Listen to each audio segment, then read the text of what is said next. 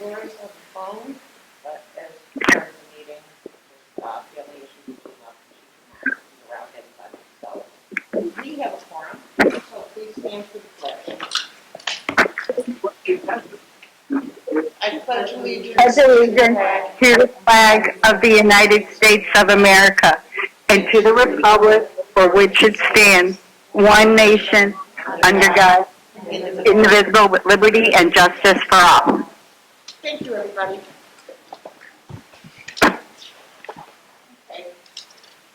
At this time, we allow for public participation, and I do have a request from Diane Randolph and Liz Olenia. Okay, so next, the real part of the meeting here is our fall transition plan back to school. Understanding completely that for the last probably months, our administrators have been working on a plan to bring our kids back to school as safe as possible. But keeping in mind that safety comes first. Everybody received a copy of the document that the governor sent out 10 days ago. And I know everybody here knows, because obviously most of you were involved, this isn't something that you could wait until July 1st to get information from the governor.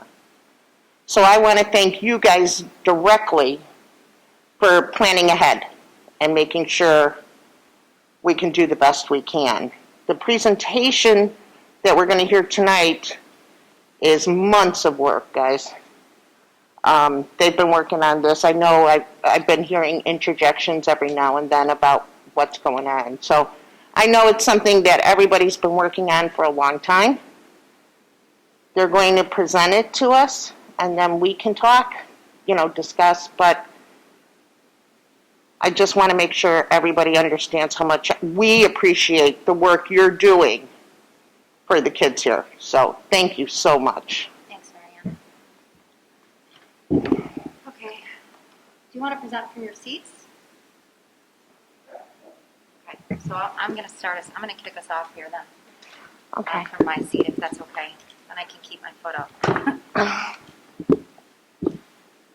So, like Marianne said, this presentation is centered on what returning to school is going to look like in the 2021 school year.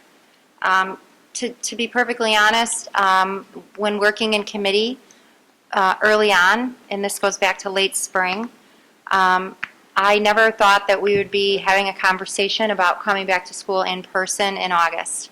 I said it many times to the committee that I really believed what was going to happen was we were going to continue remote learning in the fall.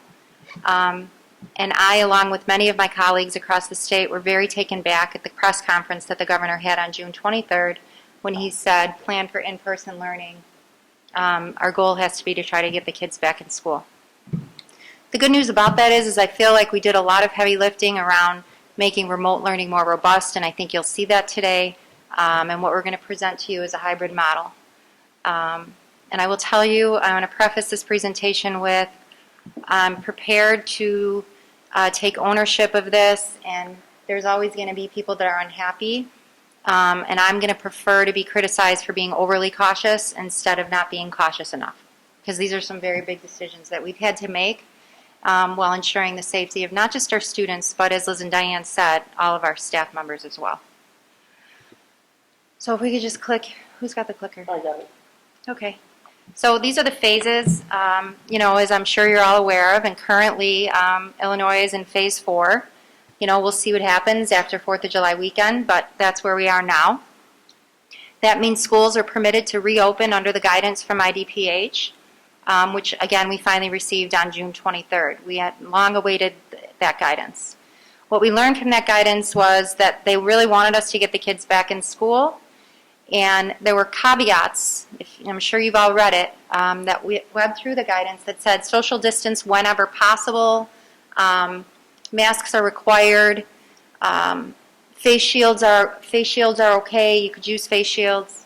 Pasquale and I were ready to pull the trigger on ordering 3,000 face shields.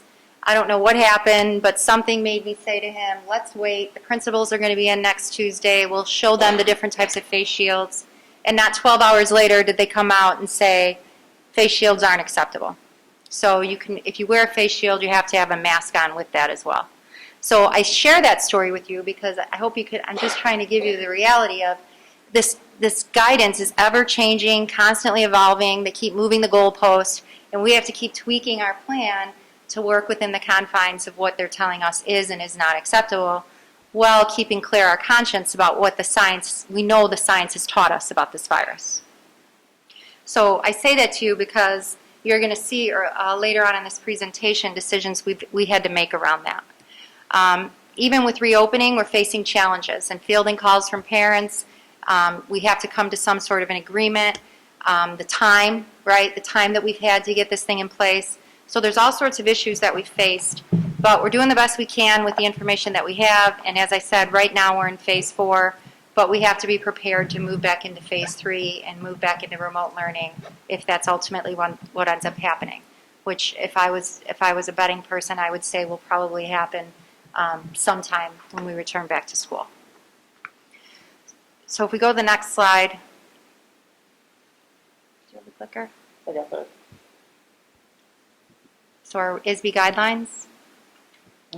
Yep. So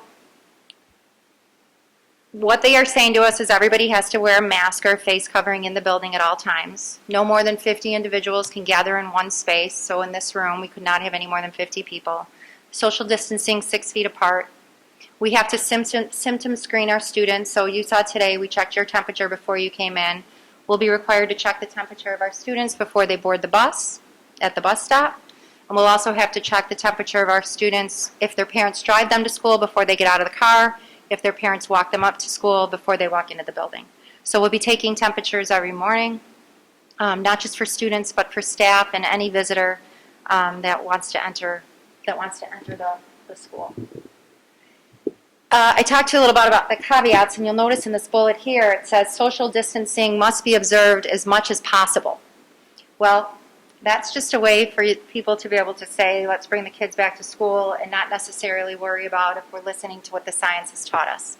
And the science has been very clear around the fact that social distancing works and masks work, a minimum of 6 feet. So you'll see in our plan, we were very meticulous to make sure that when our kids are in school, they are 6 feet apart at all times. That means school is going to look very different than it looked when they left us.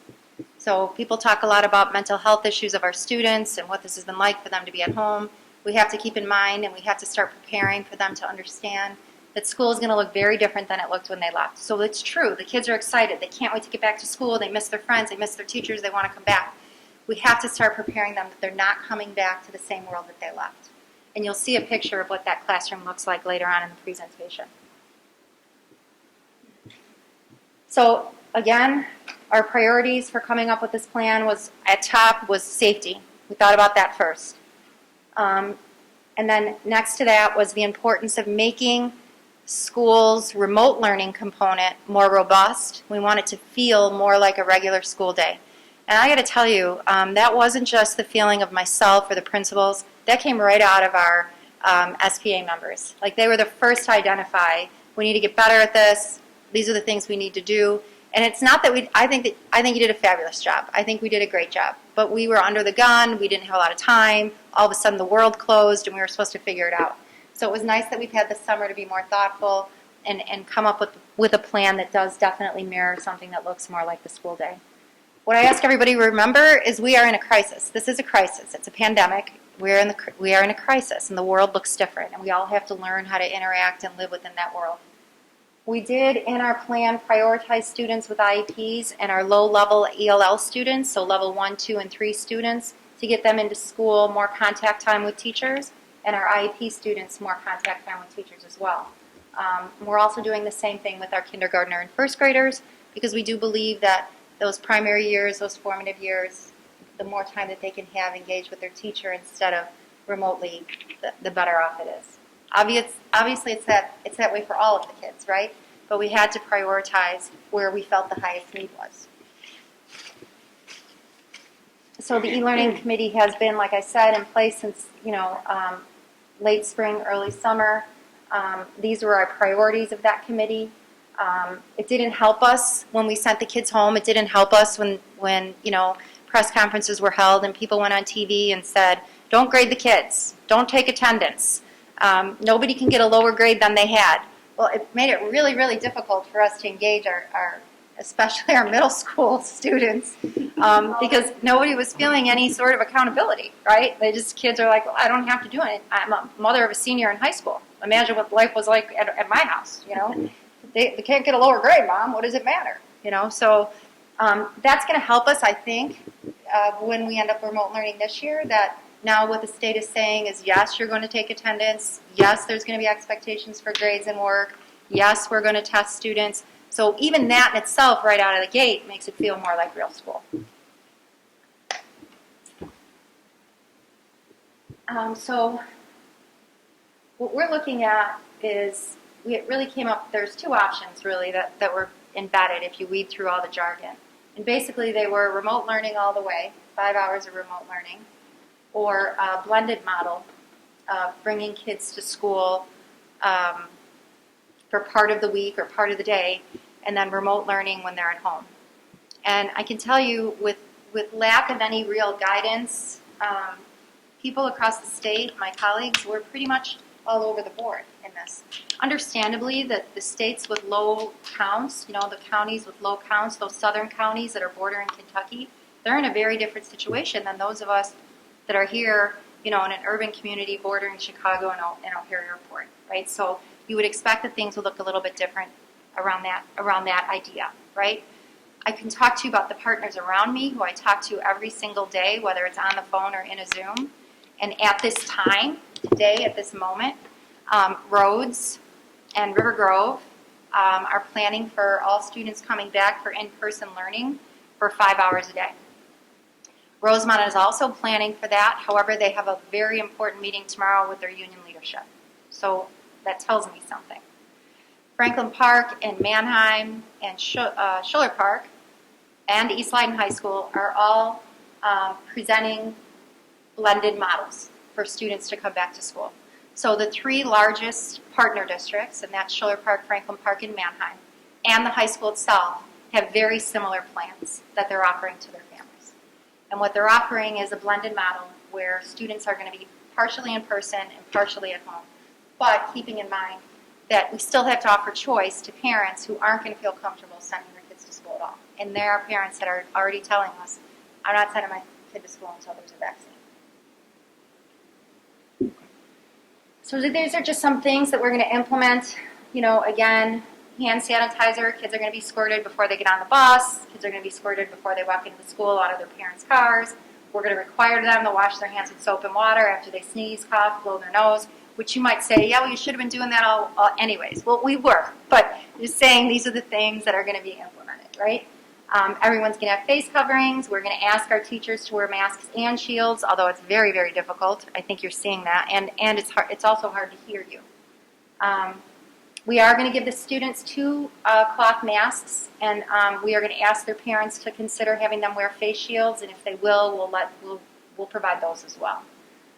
We're going to count on our parents to make sure those masks are laundried and cleaned. We're giving them 2 because the plan has them in school for two days a week. So, the idea there is 2 masks to be able to, get them through the first 2 days, and then they have multiple days to get them washed and ready to go. High-touch areas are going to be sanitized daily.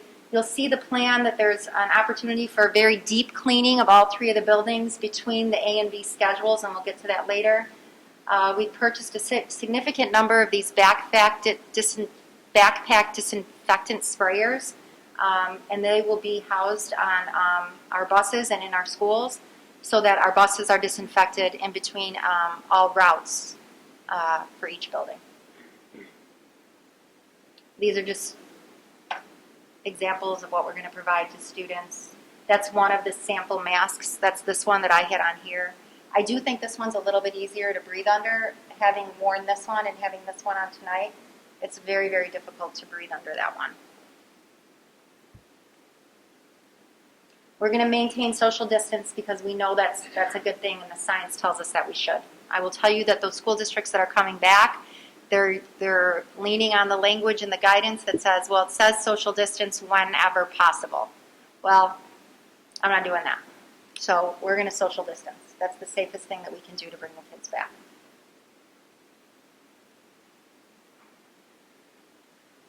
This is another interesting thing that the guidance is telling us. We have to have what they call a quarantine room in each school. I laid awake at night thinking about these quarantine rooms, right? Because I could have a kid with seasonal allergies who's exhibiting COVID symptoms, and according to the guidance, I have to put that kid in the quarantine room. I could have a kid in the quarantine room who has COVID. So we came up with making sure that we are going to end up, we know, with multiple kids in these quarantine spaces. So what we started is thinking we were going to use our nurses' offices or conference rooms as quarantine rooms. We quickly began to realize that wasn't going to be the safest way to go, because when we have multiple kids in there exhibiting these symptoms, that doesn't necessarily mean they have COVID. We could be unintentionally exposing a kid to someone who has COVID, right? Or has been exposed to COVID. So what we decided to do, and you'll see later on, is use larger spaces in the buildings, and we're going to put up dividers so that they can be in a larger room such as this when waiting for their parents to pick them up. So they're saying anybody with a temperature higher than 101.4 or any of those symptoms, that we need to put them in the quarantine room and call their parents to pick them up. Body aches, headaches, sore throat, loss of taste, all of it. You've seen it, so all you got to do is turn the news on. It's difficult to think about what this looks like while we're also trying to deliver instruction, right? We're taking everybody's temperature before you can get them in the building. Then we're making sure that we're hand sanitizing. And then we're checking to make sure anybody who has any of these symptoms, we put them in another room in a smaller space away from everybody else. It just seems like an awful lot of distractions, I'll say, which is why I was a big proponent of let's just remote learn, because I think personally, and I've said this before and I'll say it over and over again, I think a uninterrupted, robust remote learning is going to be more effective and less of a distraction to our students than what we're trying to implement here. But we're being forced to implement here because this is what the guidance is telling us that we should implement. So this is where we're going to have our quarantine areas in each building. This is interesting. So if someone tests positive for COVID, right, they have to isolate, and we know this, 14 days, right? Well, if a child or a teacher is in a room with someone who's tested positive for COVID, and that means they've only been within 6 feet of that individual for just 15 minutes, then those people also have to quarantine for, 72 hours? I don't remember exactly. I think it was 72 hours. So they have to stay home. They have to stay home from school. So it's not if, it's when.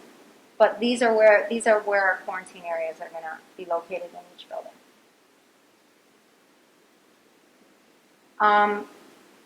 Mike and Pasquale are working to install plexiglass dividers in all of the main offices of the school and in the district office in front of Marisol's work area. And again, everyone has to wear masks. We're going to limit visits to essential people, record of visitors, which we already do, and hand sanitizer, which we already do. Did you say you have plexiglass or you're installing No, it? it will be installed before we open school. Have you already ordered it? Yeah, actually Pasquale and Mike are working on that right now with Schiller Glass. That's the other thing, Allison. June 23rd, the guidance came out. It shades of when all the governors were arguing over ventilators. Because now you have all these superintendents fighting to get masks and shields and plexiglass. There's a back order on plexiglass. I I've know. been waiting since May I'm aware. for ours. I know.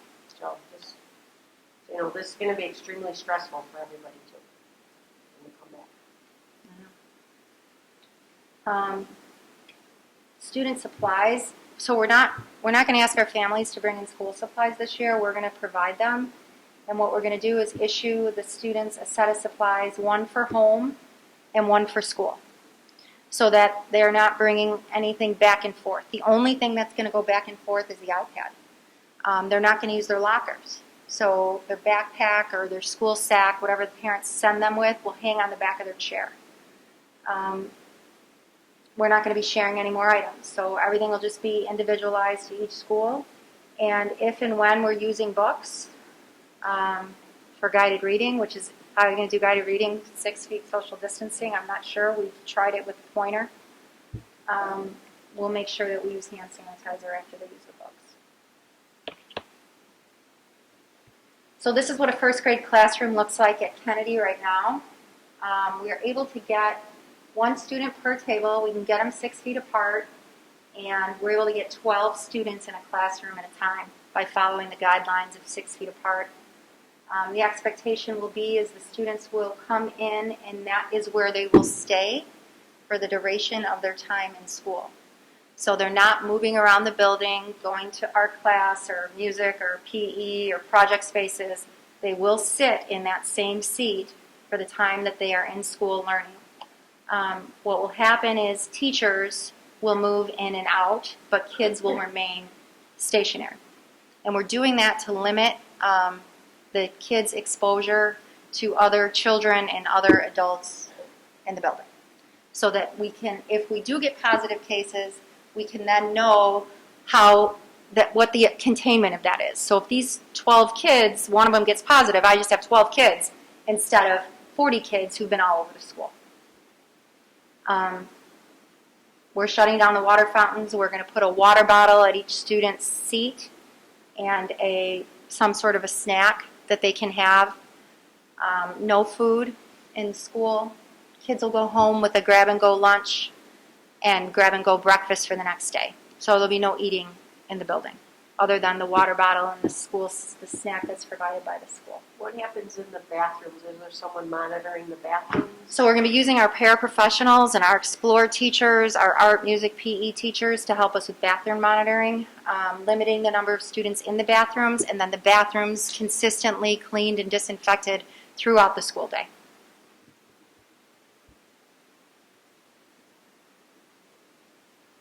This is what arrival looks like at all 3 schools. The principals do have a plan for kids entering in different doorways, because remember, we can't gather in crowds of more than 50. So we have to make sure that we can't let more than 50 kids into a doorway at that, waiting at that section. And again, it just kind of shows you what, temperature screenings and temperature screened at bus stops. I worry a little bit about the bus stops, because what happens if we're working through this as we go. If we take temperatures at the bus stop, which we have to, and I had a kid there with a fever, but I don't have a parent there. So we're working through that and thinking about paraprofessionals or staff that we may have that could potentially follow the bus or whatever in their own car or something, so that we can figure out what we're going to do with kids who are standing there alone with a fever that we're refusing to let on the bus.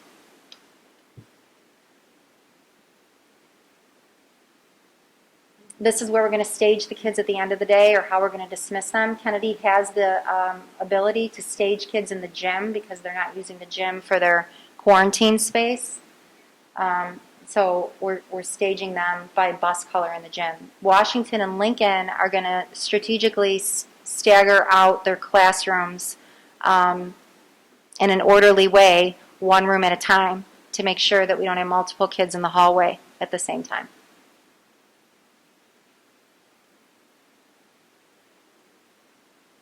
So as I said, it's going to be a blended model. In-person instruction for a portion a day is 3.5 hours. So the kids will be in school for 3.5 hours a day. We're going to focus on content areas while they're there: reading, math, science, social studies. And then remote learning is going to be their explores, their fine arts, physical art, music. That will take place at home after the students have a break for lunch. Every day the schedule will end with an SEL lesson and a class meeting, so a check-in, right, for the students. And what we're doing with preschool is we're just doing all remote learning for preschoolers. What that has allowed us to do is open up space to bring our kindergartners and our first graders in 4 days instead of just 2 days. And quite frankly, it's going to be hard enough to have our kindergartners social distance. I can't imagine what it would be like to try to have, 3 and 4-year-olds social distance.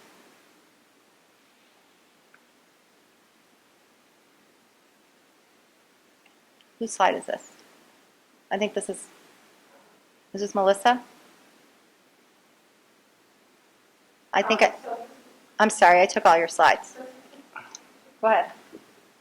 So this is, pretty much what Dr. Lee said is, our pre-tasting remote learning, 3.5 hours, a day, 4 times a week for day 1, and then 3.5 hours a day for 2 through 8. And as you can see, there's an 8 schedule, so the kids that, are group A are going to come on Monday and Tuesday in school, while the complete kids will be remote learning, from home, live streaming into the classroom. So the teachers are supposed to be getting their same work, but one will be here and one will be home. Then Wednesday is going to be all the children will be home remote learning, and this is where we do complete, because another set of complete kids will be coming on Thursday, Friday. So group 3 will be on group B will be on the site, while group A will be remote learning. And then Saturday we will do another clean to prepare again for the group A kids to come on Monday, Tuesday. And this would be, again, 3.5 hours in the afternoon. They would have their sport and their Hang on one second. Laura, are you hearing this? Laura? Hello? Hi, are you able to hear this?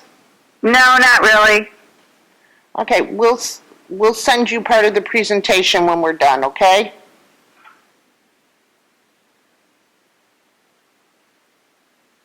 Laura? Yeah. Okay, we'll send you the presentation also, but right now, what they're presenting is 2 days in school for 3.5 hours, home on Wednesday, and 2 days in school for the other half of the kids for 3.5 hours, and everybody home after that for an hour and a half. Oh, good. All right. Okay? Sorry. Thank you. Go to. So is it, I'm sorry, is it 3.5 hours in class and then an hour and a half of remote learning at home? Yep, so now we're going to go through and they're going to do sample school schedules for you, so this will make it a little bit more clear. So for Kennedy, as we were talking about, this is an example of a second or third grade schedule where Group A would be in attendance 2 days a week. You see that Group A would attend Mondays and Tuesdays from 8 until 11:30. That in-person instruction would really focus on reading and writing and math during that time that they're in school with the teachers. They would also incorporate and be screening in the students who are remote learning from home. So if they're in Group B or they're a student who's choosing to do complete remote learning from home, they still have the opportunity to be screening in while the teacher is in the classroom conducting in-person instruction with the students there. Students would go home, as Dr. B mentioned, with a grab-and-go lunch and a breakfast for the following day. And then the afternoon would be your specials, right? So PE, art, music. And every single day, we're figuring out a way, I'm still going to speak on Wednesdays, where every single day, consistently, the students will end their days for the bookend with a meeting with their teacher as well. So they'll have a live, synchronous ending to their day. They'll also start the day off with a live, synchronous meeting. But this is just a sample schedule. We also talked about the idea of science and social studies, being able to send students home with project boxes, giving the hands-on things that the students can work on from home when they're remote learning in the afternoons. Also, as you mentioned, a focus on social emotional learning, making sure that we're meeting the social emotional needs of our students, whether in person or if they're learning remotely from home. So this is the sample Washington schedule, same thing with a 3.5-hour morning. Group A would be in school, while the Group B students are live streaming into that classroom from home. And then in the afternoon, there's that 1.5 hours where they would have one of their specials, or 2 of their specials, and then have their SEL class meeting to end the day. On Wednesdays, everyone would be home remote learning, and then on Thursday, Friday, the Group B students would be coming in school. at Lincoln. So we took that 3.5 hours and kind of broke it up into a literacy block and we have time as well. So we took the time for the group A kids. We'll be having a meeting around humanity, a combination of social studies and LA. And then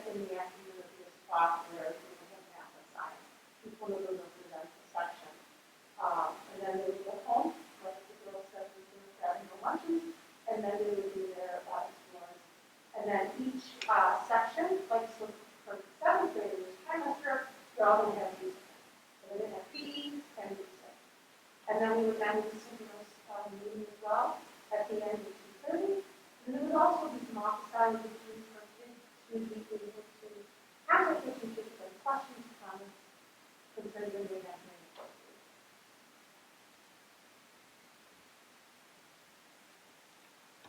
So we are going to accommodate for, the guidance suggested that, we really needed to pay special attention to certain populations, so our ELL, bilingual, our special ed students.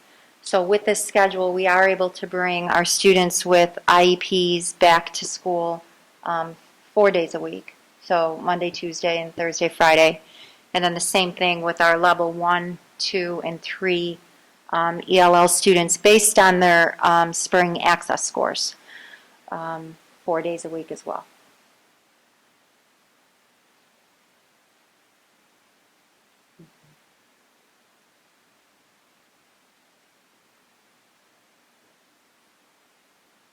You want to take this or you want me to? Yeah, sure.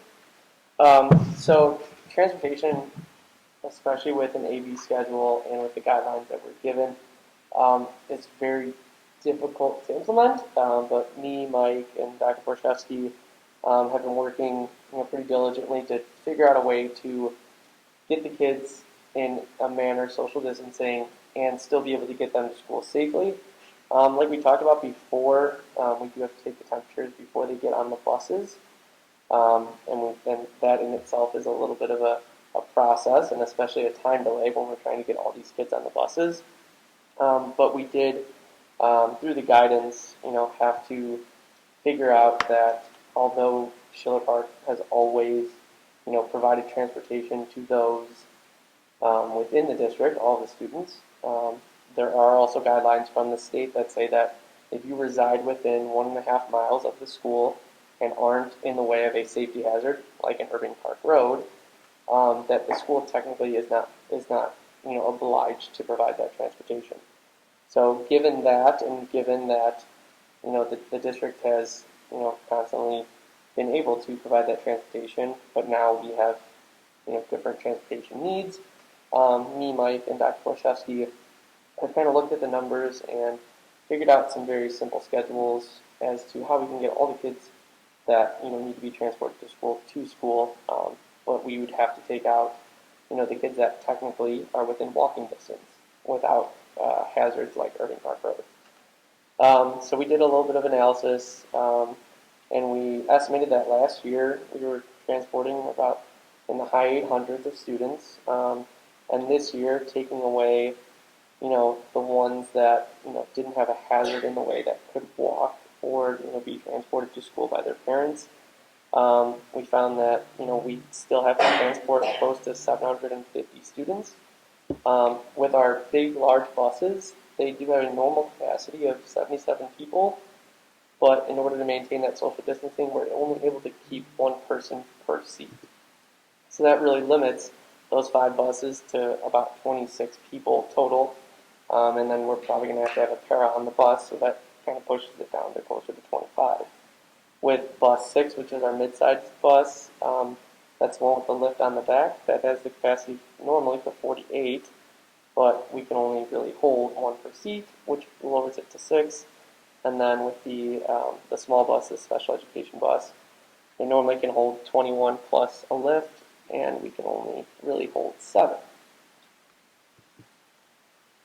With social distancing on the school bus, like I was talking about, the reduction in capacity is closer towards between 23 and 25, depending on the amount of paras that we need on the bus, along with the bus driver, to help with the taking of the temperature and to getting the kids on the bus back to front so that there's no interaction between the students. Because of that, we have to keep all their health and safety in mind with the temperature, getting a seat assignment for the students, and then at the same time, with our drivers wearing shields like our teachers would be and masks, making sure that the kids have the masks when they're on the buses, and at the same time, sanitizing between the routes of Kennedy, Washington, and Lincoln, and then sanitizing again for the afternoon routes. So when we were doing the transportation schedule, given the AB and, the different families, we love to have, all the families in school at once, and that's what we made a priority. So if you have a sibling that's in first grade, and a sibling that's in third grade, and a sibling that's, maybe in eighth grade, we're going to try to base transportation so that, and the scheduling of the AB groups, so that we can have families all together on the same schedule. Not only does it make it a little bit, better for us, but at the same time better for the families, and, figuring out which kids are going to be, in the house on which days. We figured out that with that, we can have morning bus times be up to 15 minutes earlier than normal and still be able to pick up the amount of kids that we'll be able to while maintaining that one kid per seat. During some high traffic bus stops, like a Washington school for kids that have to come to Kennedy or Lincoln, where there's a large population, there's a possibility that we might have multiple pickup times. So maybe a bus, drops off from Washington to Kennedy, and then another bus goes and drops off from Washington to Kennedy too. Because if there's 30-something people at that one bus stop, we can't possibly do it all at once. Not only that, but the bus schedules themselves will look a little bit different. When we were looking at, our data from last year and the students that will have, continuing with us, taking away the 8th graders that have now graduated, we were able to manipulate some bus stops for certain buses and allocate them to a different bus who may have lost some of their students to being walkers. So, by Kennedy, there's some students that are on like Ivanhoe and Ivanhoe Circle that are technically classified as walkers. So we were able to take a bus stop like that and say that, that bus isn't going to have those students on it, so maybe they can pick up and help a different bus and help their students so that we only really have to make a maximum of one run per school. It becomes a logistical nightmare timing-wise if we have to have one bus do a run to Kennedy and then pick up more kids and then do another run to Kennedy because now Washington's behind. So depending on how many students, end up getting driven by their parents and all of that, which is something that we'll probably figure out during the registration process and through emails and whatnot to the principals, we're able to hopefully, fingers crossed, be able to manipulate the schedule enough that we can do a consecutive run with all 6 buses and get the kids to Kennedy and get the kids to Washington and get the kids to Lincoln without having to dip multiple buses in multiple runs, which would just backlog everything. Certain stops that are next to each other, so if you think about like Addison and East Reeves and Addison and West Reeves, those are technically 2 stops, but in order to keep the timing of it consistent and, to save a little bit of time, stops like that might be consolidated. And then, the students would have to walk a little bit further, but it's not a significant amount enough that, it's a hazard towards them. They're still not crossing major intersections, but for the bus to stop once versus stopping twice, you're able to shave a minute and, maybe, a little bit less than a minute off of it, but it keeps things going.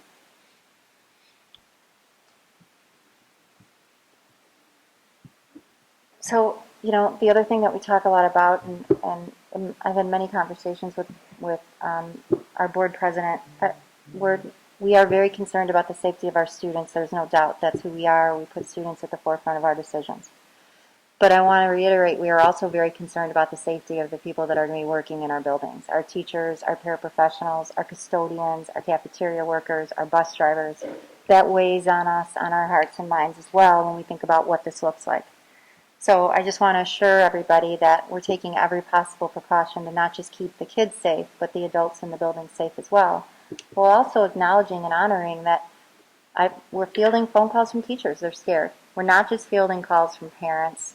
We're also fielding calls from people who work in District 81. So it's a broad spectrum of needs that we're trying to make sure that we address and identify, while also respecting that everybody's situation is unique and different, and trying to make the best in those current circumstances.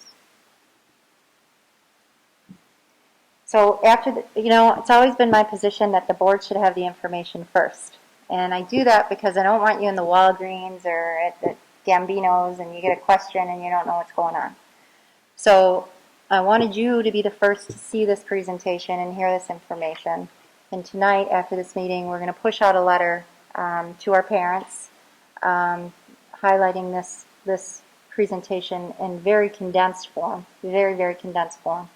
And then asking them some questions, because we do need to know, like Pasquale said, it's going to help us to know how many parents are going to access the bus. We're probably going to have parents that, of those 750 something, that are going to say, no, I'll just drive my kid to school. So that's going to be information that's going to help us, as far as transportation schedules go.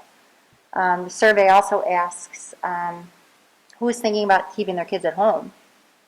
I already have had parents call and say, listen, I'm not sending my kid back. Should I just not register? Well, no, of course you should register. We're just going to support them in remote learning. We're still committed to supporting our students and making sure that we honor our parents as best we can. I want to say that, there's going to be parents who want their kids to come back to school 5 days a week and for 5 hours a day. And that's not presented as an option because we cannot do that and follow what the science tells us about slowing the spread of COVID. And everything that we have implemented here is our best effort to just slow the spread of COVID. And there is no way that we can do that by bringing all the kids back to school 5 days a week. We don't have the space to do it in. So that's why that's not presented as an option.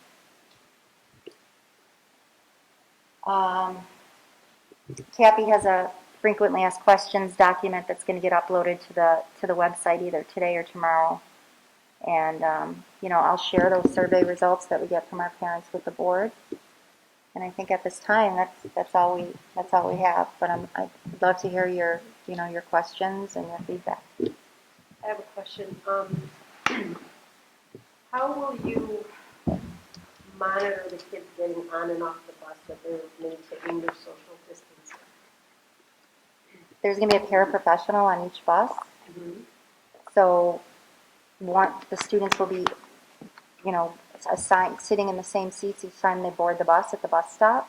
There's no way that I'm going to be able to have them 6 feet apart as they're boarding boarding the bus, because there's already going to be kids sitting, right? And as you saw from that image, can you go back to that bus image? Every other, right, aisle.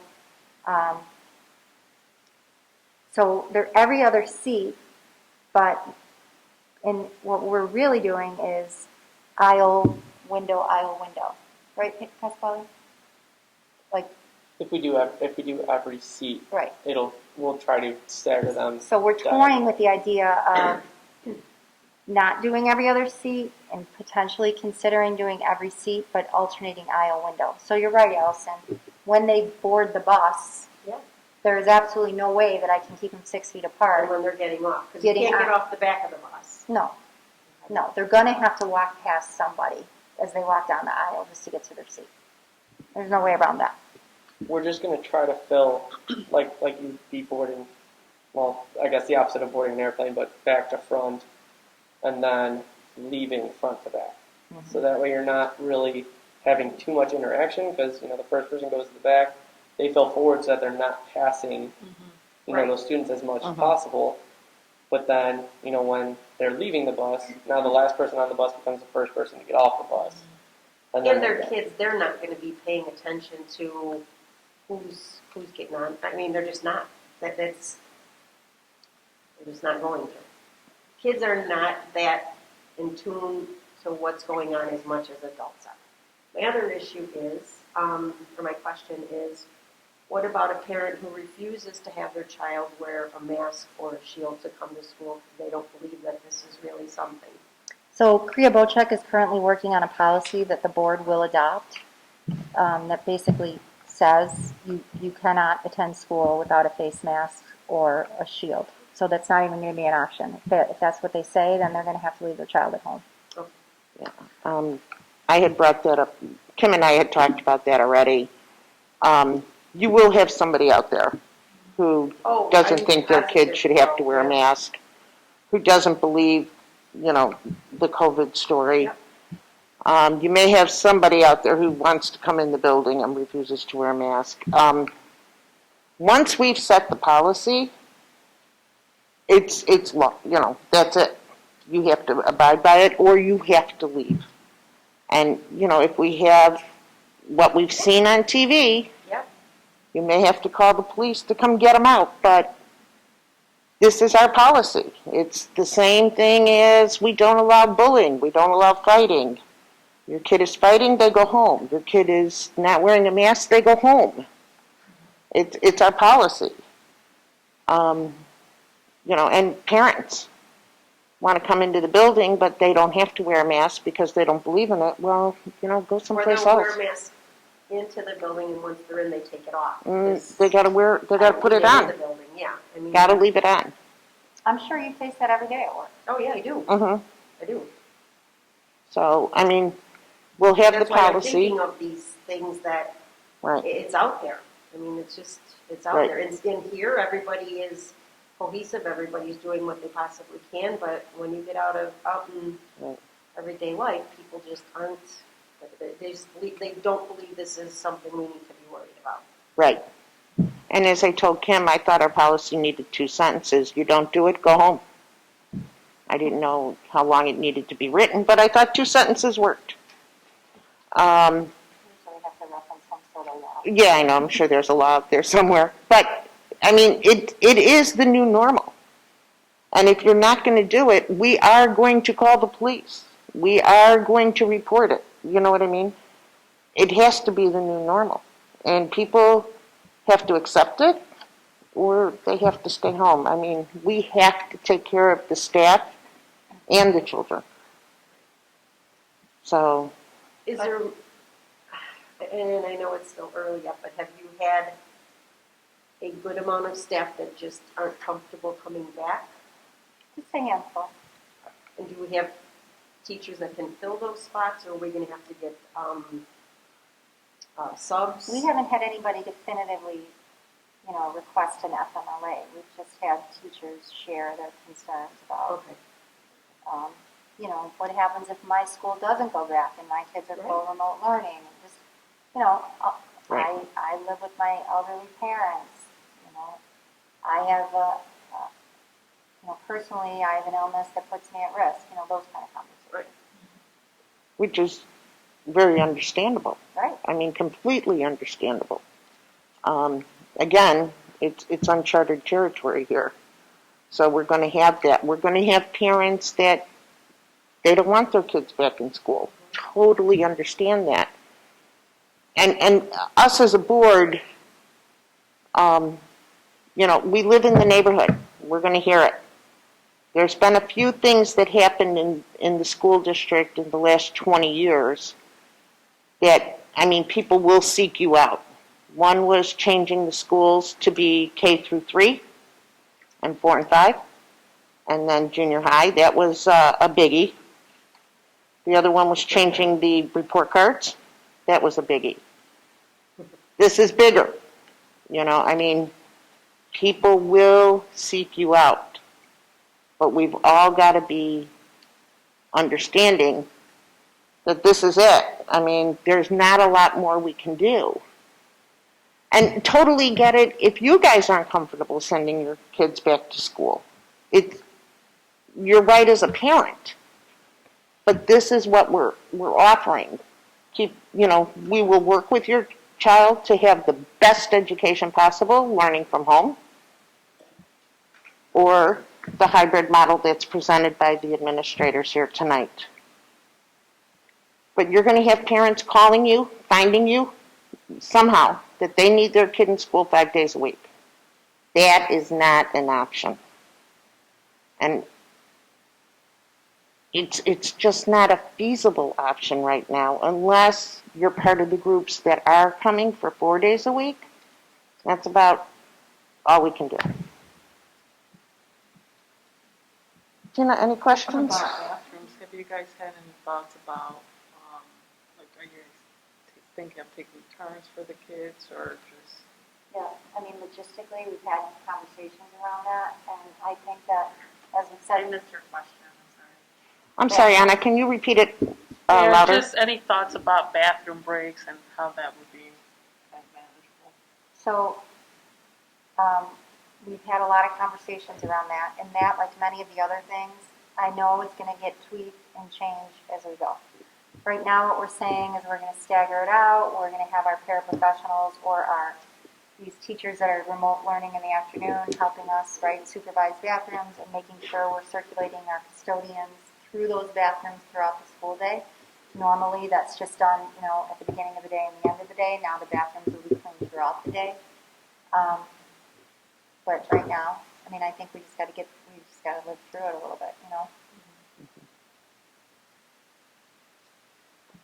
So in your letter to the parents, I'm sure we're going to talk about the kids have to start wearing face masks at home and stuff like that.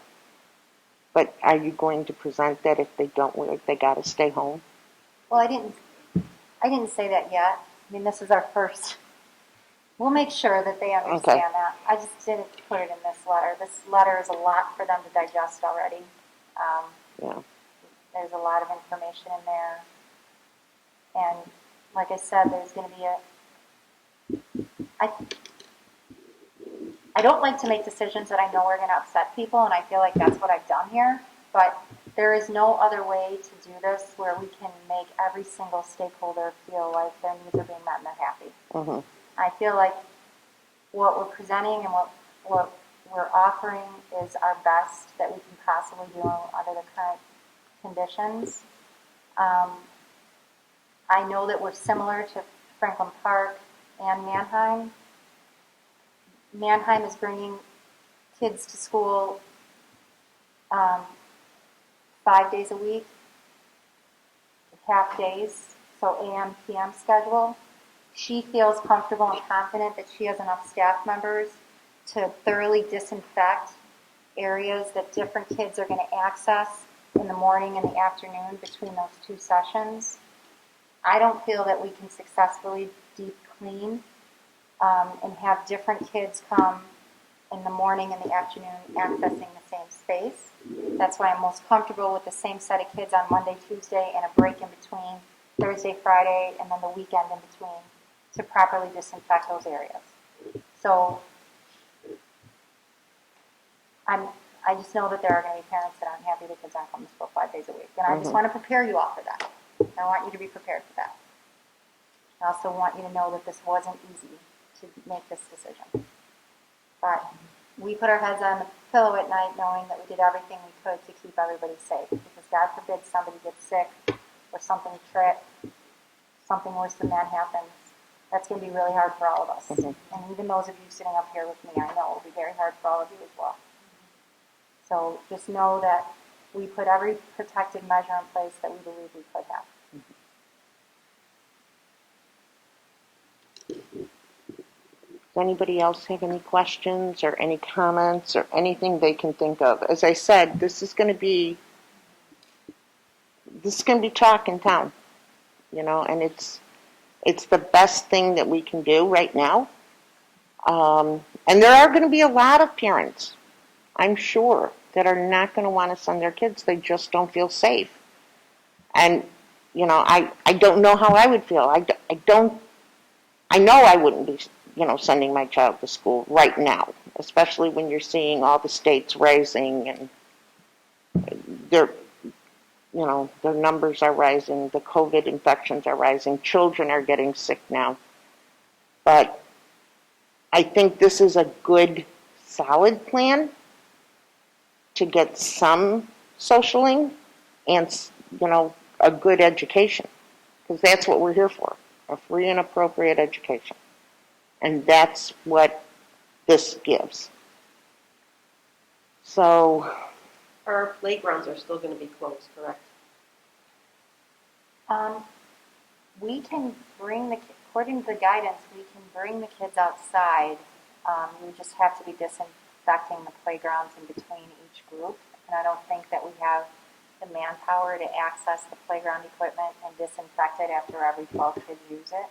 But we are going to try to embed some outdoor time into their schedule in the morning. So that, because I don't know if anybody caught it, but I said the kids are going to sit in the same spot for 3.5 hours. And that is not what school looks like in Schiller Park. It just doesn't look that way. So we are going to try to embed some time where we can take the kids outside for nature walks, or they can, have something going on out in the fields, just to get them moving a little bit. Because we're going to ask a kindergartner, 5-year-old, to sit at a table like this for 3.5 hours. This can be very stressful on everybody, especially the kids, because at home, they're just doing whatever. And now they're going to have to come somewhere, sit in a seat, get on a bus with a few kids at a time, or walk to school, or however they get here. And then once they get here, sit in a chair with a mask and a shield and not be able to move around like they used to. It's going to be very, very, very stressful. And I feel for the teachers, too. This is not going to be easy for them. It's not like you're at home with your own kids, I'm sorry. No. That's good that she can do it like 2 days only, not 5 days, So that 2 days. I think you're right, 2 days, 3.5 hours, the kids maybe can handle that. You know what I mean? But 5 days a week, 3.5 hours, not moving? I think it's going to be extremely hard. Oh, I'm sure it's going to be extremely hard. I can imagine. Well, and always keep in mind that we can always revisit this, right? And make changes as we go. If we find that it becomes, too difficult, then, we scale it back. If we find that we feel that we can add more to it, then we add more to it, But this is a place to begin. It's just a starting point. I guess the one positive I would put on this is that for our kids, they're young, and this is their normal, right? Kind of like with the whole, not to compare the two, but when they were learning on iPads, right? That wasn't our normal, but that's their normal. They're, I feel like I'm my parents, because my kids will do something on the iPad that I can't do. Same thing with my kids. My kids are at gymnastics and baseball. Somebody comes too close, or 6 feet away, please. They remember to put their mask on before I do. So to give the kids a little bit of credit, this is their normal. Right. And so I think that it'll be a little bit easier on them than it really is on us. Isn't that a terrible thing? But the kids, I grew up in a whole different time. But the kids today have to live with active shooter drills, COVID. It's like school isn't even the same like it was 10 years ago. And now, we're asking them again. We're changing the rules on you again. Not only do you have to be worried about active shooters, you have to be worried about this disease. And it's just such a sad thing. But you're right, kids are unbelievably resilient. I hope their parents are as resilient as they are. Because they'll work it through. They'll be on their iPads. Those kids will be able to Zoom better than anybody else. But at least it's something to get them some social living also. And no pressure, but I did tell my kids that, do you really think Dr. Borchowski is going to make Miss Cartsmith and the principals are really going to make school not fun? They're going to figure out a way. We'll do our best. Yeah. No pressure. All right, so next steps is to get the survey out. But that's going to get pushed out after this meeting. Okay, so that'll get out. And we're Give just us gonna an continue idea to of move who's forward. coming, who's not. Kindergarten first week, 4 days, That's our plan right now. utilizing preschool rooms. We need more teachers. No, because we're able to use our preschool teachers and our paraprofessionals, and we've got enough. We figured out that we definitely have enough people where we could spread this out and make it happen. I'm a little worried about. We talked about an alternate schedule for K1 where they're not there for 3.5 hours, 4 days. Maybe they're only there for 2 hours. It's just a long time. But like I said, it's just trial and error. And I do agree with Allison. I think it'd be really hard for the kids to sit in the same spot for 3.5 hours, especially the little ones. So it started out initially where we were going to do K1 4 days a week for a shortened time. And we still might do that, But the problem with doing that is then they end up with a longer time for remote learning in the afternoon, and that's a lot to ask for the little ones too, you know? Too, if you have other kids taking a different time. Right, we would have to add a different dismissal for K-1 kids. So we're going to try it this way, and if we see that, you know, developmentally it's too much to ask of them, then, you know, we'll change it as we go. So there's no lunches being served at school at all? No. No. It'll be all grab and go, just like we do here, except for the students will take it with them. And Nancy's already working through the schedule of what that looks like, right? Mhm. Because the kids that leave on Tuesday basically have to go home with food for Wednesday, Thursday, Friday, right? And breakfast for Monday. Mm-hmm. But are you doing it, you're not doing it for every single kid? No, just the parents that access it through the free and reduced lunch status.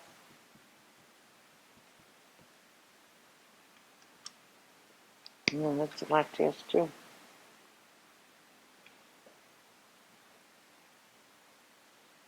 Oh, wow. I mean, if you think of any other questions or if you have any other suggestions, just please call me. Mm-hmm.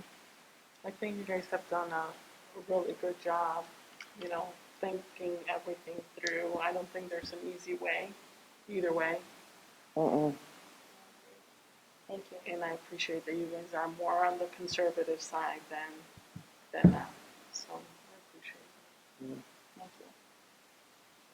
And I know this has nothing to do with us, but do we know what the high school's doing? Yeah, I said, he's also implementing a blended model. He is. Similar. They posted theirs. Oh, they did? Yeah, Okay. it's similar to this. Similar to this? I think they're going alphabetically. Somehow they have the kids broken up alphabetically. And we're going to break them out alphabetically first, but then we know we're going to have to make changes based on family and grade, and we really want to try to honor where the families are at least in school on the same days, you know?